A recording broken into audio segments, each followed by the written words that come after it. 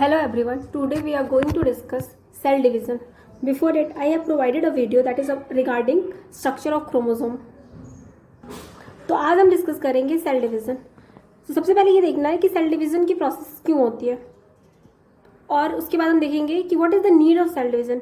ठीक है, फिर आफ्टर इट देखेंगे हम सेल डिवीज़न के टाइप्स और फिर उसको डिटेल में स्टडी करेंगे. तो अगर हम बात करें सेल डिवीज़न की प्रोसेस है क्या, तो that is formation of new ones from the existing one.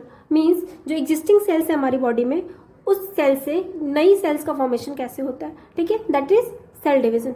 अब ये सेल डिवीज़न होता ही क्यों है, तो इसके डिफरेंट एस्पेक्ट्स हैं हमारी लाइफ में. That is like growth, means हमारी बॉडी की ग्रोथ के लिए. Second one is replacement, third one is repairment and fourth one is reproduction. Means हमारी बॉडी की growth, replacement, repair and reproduction, इन सब चीज़ों के लिए हमें किस चीज़ की नीड है, डिवीजन ऑफ सेल्स. अगर ग्रोथ की बात करें तो हमारी बॉडी की जो कंसिस्टेंटली ग्रोथ हो रही है, मीन्स हम जैसे जैसे ग्रो अप कर रहे हैं, जैसे एक चाइल्ड एक अडल्ट में ग्रो कर रहा है तो उसकी बॉडी में सेल्स का डिवीजन हो रहा है, तभी वो ग्रो अप कर पा रहा है. Like development and growth in height and with. ठीक है, जो second process that is replacement. Means हमारी बॉडी में जो ओल्डर सेल्स हैं उनको रिप्लेस करके न्यू सेल्स का फॉर्मेशन, ये भी एक प्रोसेस है सेल डिवीजन का ही. और जो हमारी बॉडी में ओल्डर सेल्स हैं वो प्रॉपर फंक्शन नहीं कर पाते, इसलिए उन्हें टाइम टू टाइम रिप्लेस करना पड़ता है हमें यंग सेल्स से. फिर जो थर्ड पॉइंट है दैट इज रिपेयरमेंट. मीन्स हमारी बॉडी में कोई अगर इंजरी होती है या फिर कोई बॉडी में गैप्स आता है या फिर ब्लड फ्लो होने लगता है, तो उसको कवर अप करने के लिए जो सेल्स होती हैं वहाँ की वो डिवाइड होती हैं और न्यू सेल्स का फॉर्मेशन करती हैं, जिससे वो पूरा एरिया जो होता है वो न्यूली डेवलप्ड हो जाता है और वहाँ पे न्यू टिश्यूज़ का डेवलपमेंट होता है by the formation of cells. ठीक है, तो ये जो तीनों डिवीजन है मेनली ये शो कर रहा है हमारी बॉडी में ग्रोथ, रिप्लेसमेंट और रिपेयरमेंट की. फिर जो फोर्थ प्रोसेस है that is somehow distinct from these three others. I will explain it why. पहले ये देख लेते हैं इसका काम क्या है. रिप्रोडक्शन मीन्स हमारी एक जनरेशन से दूसरी जनरेशन की जो ग्रोथ होती है उसके लिए जो process that is reproduction. Means एक पेरेंट से एक चाइल्ड का फॉर्मेशन दैट इज रिप्रोडक्शन. तो जो रिप्रोडक्शन की प्रोसेस है वो भी सिर्फ और सिर्फ सेल डिवीजन की वजह से ही पॉसिबल हो पाती है. तो आपको अगर आपसे कोई क्वेश्चन पूछा जाता है कि what is the need of cell division, you will explain it growth, replacement, repair and reproduction. अब जो लिविंग थिंग्स हैं उनमें दो टाइप के सेल डिवीजन होते हैं. The first one is mitotic cell division and second one is meiosis. ठीक है, तो जो ग्रोथ, रिप्लेसमेंट और रिपेयर की प्रोसेस है ये तीनों प्रोसेस आती है माइटोटिक सेल डिवीजन के अंदर. I will explain it further कि what is difference between mitotic and meiosis cell division. अभी फिलहाल देख लेते हैं कि ये जो प्रोसेसेस है उनको हम कैटेगराइज कैसे कर रहे हैं. तो ग्रोथ, रिप्लेसमेंट और रिपेयर को हम कैटेगराइज करेंगे माइटोटिक सेल डिवीजन के अंदर, वाइल जो रिप्रोडक्शन होता है that is under meiosis. Further मैंने एक्सप्लेन किया है what is the importance of cell division. तो एक कंटिन्यूटी की जनरेशन की कंटिन्यूटी के लिए अर्थ पे सेल डिवीजन बहुत ही इंपॉर्टेंट रोल प्ले करता है. मीन्स अगर एक सेल डिवाइड ही नहीं होगा, रिप्रोडक्शन ही नहीं होगा, तो उस पर्टिकुलर स्पीसीज की एग्जिस्टेंस खत्म हो जाएगी. ठीक है, उसके नए जो न्यू वन जनरेशन है वो अर्थ पे एग्जिस्ट ही नहीं कर पाएगा, आ ही नहीं पाएगा. ठीक है, तो फर्स्ट तो यही हो गई कि continuity of generation on the earth. Second point ये है जो सेल डिवीजन है वो unicellular to multicellular. Means lower animal, higher animal, lower plant, higher plant सब में ही एग्जिस्ट होता है. मीन्स ये हर एक टाइप के लिविंग बींग्स में सेल डिवीजन की प्रोसेस होती है. अब ये देखते हैं कि सेल डिवीजन कितने टाइप्स के होते हैं. तो मेनली जो सेल डिवीजन होता है वो टू टाइप्स के होते हैं, that is mitosis and meiosis. अब जो मियोसिस होता है उसको हम रिडक्टिव डिवीजन भी बोलते हैं. ये क्यों बोलते हैं मैं आगे एक्सप्लेन करूंगी. सबसे पहले तो ये देख लेते हैं कि इनमें बेसिक डिफरेंस क्या है और माइटोसिस की प्रोसेस में क्या होता है और मियोसिस की प्रोसेस में क्या होता है. तो जो माइटोसिस होता है वो डिवीजन जब भी होता है तो वो ग्रोथ और डेवलपमेंट को लीड करता है. मीन्स एक ऐसा डिवीजन जिससे बॉडी की ग्रोथ, रिपेयरमेंट एंड रिप्लेसमेंट हो, वो डिवीजन है माइटोसिस.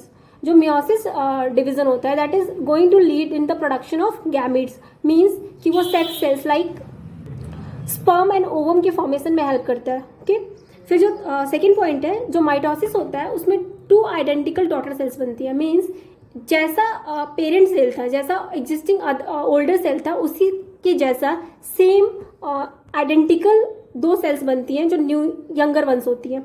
वाइल जो मियोसिस होता है उसमें एक सेल से 4 डॉटर सेल्स बनती हैं और वो एग्जैक्ट आइडेंटिकल नहीं होता है अपने पेरेंट सेल से। इसको यहीं पे एक एग्जांपल से अगर समझें तो जो हमारी बॉडी में जो ग्रोथ हो रही है उसमें जो सेल्स हैं वो same as it is cells होती हैं, जो उनकी एग्जिस्टिंग वन सेल्स होते हैं, जो उनकी ओल्डर सेल्स होती हैं, जो नई सेल्स बनती है सेम ऐसे ही बनती हैं। वाइल अगर एक चाइल्ड का बर्थ हो रहा है तो वो जो चाइल्ड होता है अपने मदर और फादर से रिजेंबल तो करता है लेकिन डिफरेंट भी होता है, एग्जैक्टली आइडेंटिकल नहीं होता है अपने पेरेंट का। अब जो थर्ड डिफरेंस है that is about number of chromosomes. जो नंबर ऑफ क्रोमोसोम्स होते हैं वो माइटोसिस सेल डिवीजन में सेम होते हैं, मीन्स मेंटेन रहते हैं। मीन्स अगर जो नंबर ऑफ क्रोमोसोम पेरेंट में है वही जो नंबर ऑफ क्रोमोसोम्स होंगी वो डॉटर सेल्स में भी प्रेजेंट होंगी। वाइल जो मियोसिस होता है, मियोसिस में नंबर ऑफ क्रोमोसोम्स हाफ हो जाते हैं। मीन्स जो पेरेंट सेल में अगर 46 क्रोमोसोम है तो जो डॉटर सेल बनेगा जो वो उसमें 23 क्रोमोसोम्स होंगे। तो आपको माइटोसिस और मियोसिस में डिफरेंस काफ़ी ज़्यादा पूछा जाता है आपके एग्जाम में, तो आपको ये 3 पॉइंट याद रखने हैं। पहले तो माइटोसिस जो होता है वो ग्रोथ और डेवलपमेंट के लिए इंपॉर्टेंट है, जबकि जो मियोसिस है वो प्रोडक्शन ऑफ गैमेट्स के लिए रिस्पॉन्सिबल है। माइटोसिस जो होता है उसमें 2 आइडेंटिकल डॉटर सेल्स बनती हैं, वाइल जो मियोसिस है उसमें 4 डॉटर सेल्स बनती है और वो आइडेंटिकल नहीं होती है। ठीक है, जो माइटोसिस होता है उसमें नंबर ऑफ क्रोमोसोम्स सेम होते हैं, मतलब कि जो डॉटर सेल्स बनती है उनमें भी उतने ही नंबर ऑफ क्रोमोसोम्स होंगे जितने पेरेंट सेल में होते हैं। वाइल जो मियोसिस होता है उसमें पेरेंट सेल में जो नंबर ऑफ क्रोमोसोम होते हैं उसके हाफ हो जाता है डॉटर सेल्स में। यहाँ पे मैंने डायग्राम के थ्रू एक्सप्लेन किया है ताकि आपके दिमाग में एक मैप बन जाए। जैसे कि ये माइटोसिस का है कि एक पेरेंट सेल है उससे 2 डॉटर सेल्स बन रहे हैं और जो नंबर ऑफ क्रोमोसोम्स है इसको मैंने 2n से रिप्रेजेंट किया है। तो जो पेरेंट सेल है उनके पास भी 2n नंबर ऑफ क्रोमोसोम है और जो डॉटर सेल्स 2 बन रहे हैं उनके पास भी 2n नंबर ऑफ क्रोमोसोम्स है। Means number of chromosomes same है और एक पेरेंट सेल से 2 डॉटर सेल बन रही है।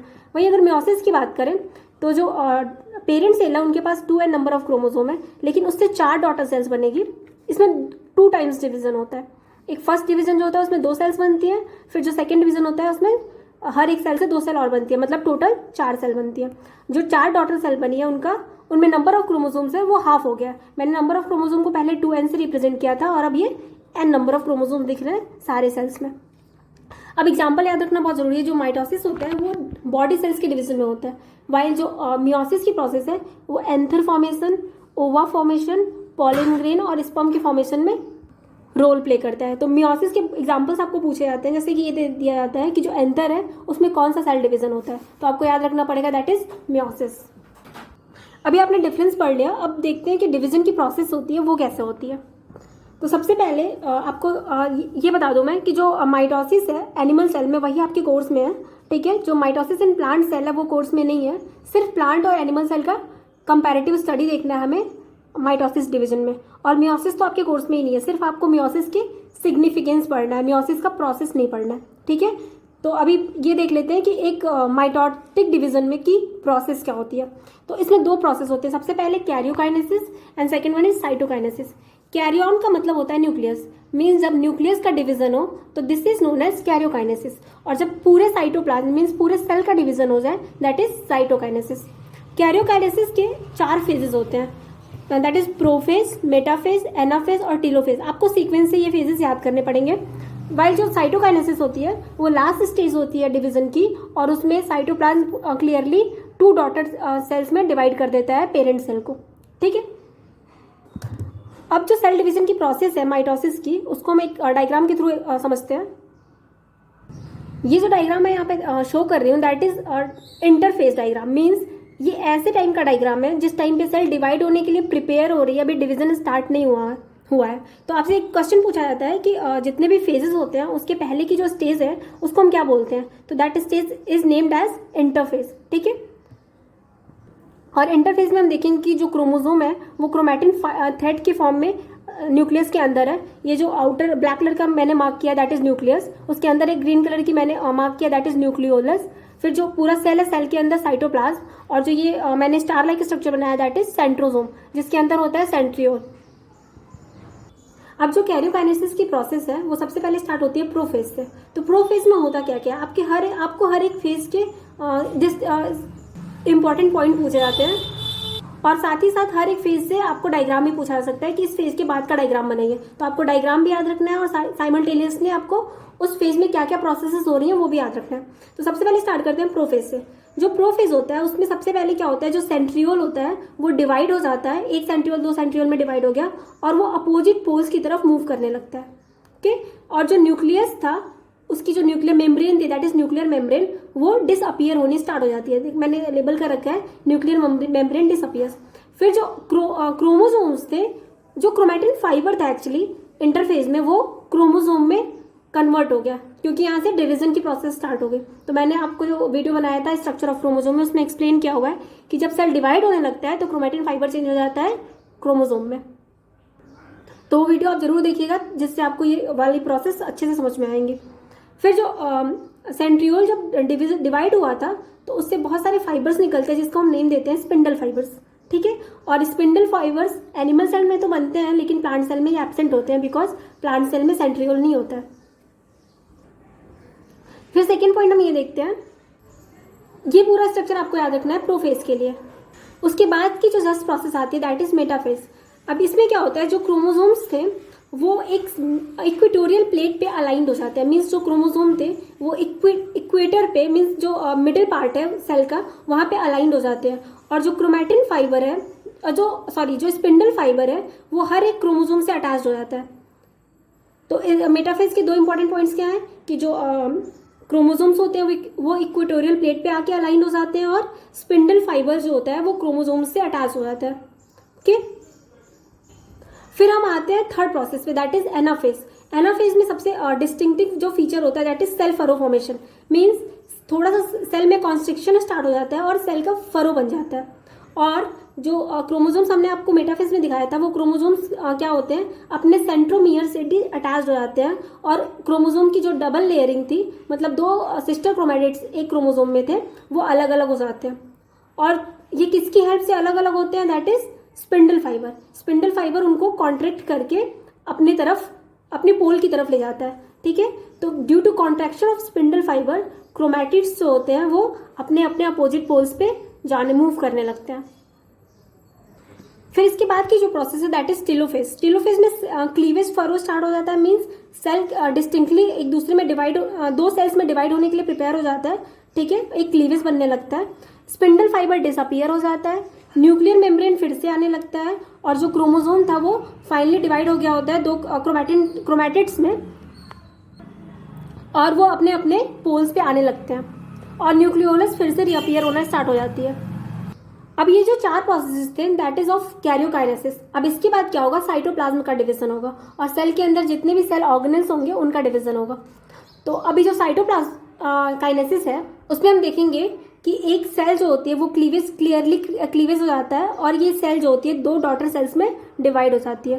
ठीक है, और जो डॉटर सेल्स बनती है उसमें जो क्रोमोसोम होगा वो फिर से क्रोमैटिन फाइबर के फॉर्म में हो जाएगा और साथ ही साथ न्यूक्लियोलस कंप्लीटली शो होने लगेगा हमें। सेंट्रोसोम जो होगा वो भी अलग हो जाएगा, दो सेंट्रोसोम बन गए, एक दूसरी वन डॉटर सेल में और दूसरी सेकेंड डॉटर सेल में। और साथ ही साथ जितने भी सेल ऑर्गेनल्स होते हैं जो मैंने डायग्राम में नहीं दिखाया है वो सारे भी डिवाइड हो जाते हैं। ठीक है, और दोनों डॉटर सेल्स में सेल ऑर्गेनल्स प्रेजेंट होते हैं। तो ये पूरी प्रोसेस थी सेल डिवीजन की, माइटोटिक सेल डिवीजन की। इसमें आपको दो पॉइंट याद रखने हैं, कैरियोकाइनेसिस और साइटोकाइनेसिस होता है। कैरियोकाइनेसिस में 4 स्टेप्स हैं, that is prophase, metaphase, anaphase और टीलोफेज। ठीक है, जो साइटोकाइनेसिस होता है उसमें सिंपली टीलोफेज और दो डॉटर सेल्स में डिवाइड होता है और हर एक फेज में जो मार्क्ड पॉइंट्स है उनको याद रखना है। जैसे कि अगर टीलोफेज है तो टीलोफेज में क्लीवेज फरो होता है, न्यूक्लियर मेम्ब्रेन रीअपियर होने लगती है। ठीक है, स्पिंडल फाइबर डिसअपियर्स हो जाते हैं। ऐसे ही हर एक फेज में आपको इंपॉर्टेंट पॉइंट्स याद रखने हैं। आपसे एग्जाम में उस फेज के नेक्स्ट फेज का डायग्राम भी पूछता है तो आपको डायग्राम्स भी साइमल्टेनियसली याद रखने हैं। अब जल्दी से प्लांट और एनिमल सेल के सेल डिवीजन में डिफरेंसेस देख लेते हैं। जो एनिमल सेल होता है उसमें एस्टर्स का फॉर्मेशन होता है जबकि प्लांट सेल्स में नहीं होता है। फिर जो एनिमल सेल होता है उसमें साइटोकाइनेसिस की जो प्रोसेस होती है उसमें सेल फरो बनता है, वाइल जो प्लांट सेल्स होते हैं उसमें सेल फरो ना बन के सेल प्लेट का फॉर्मेशन होता है।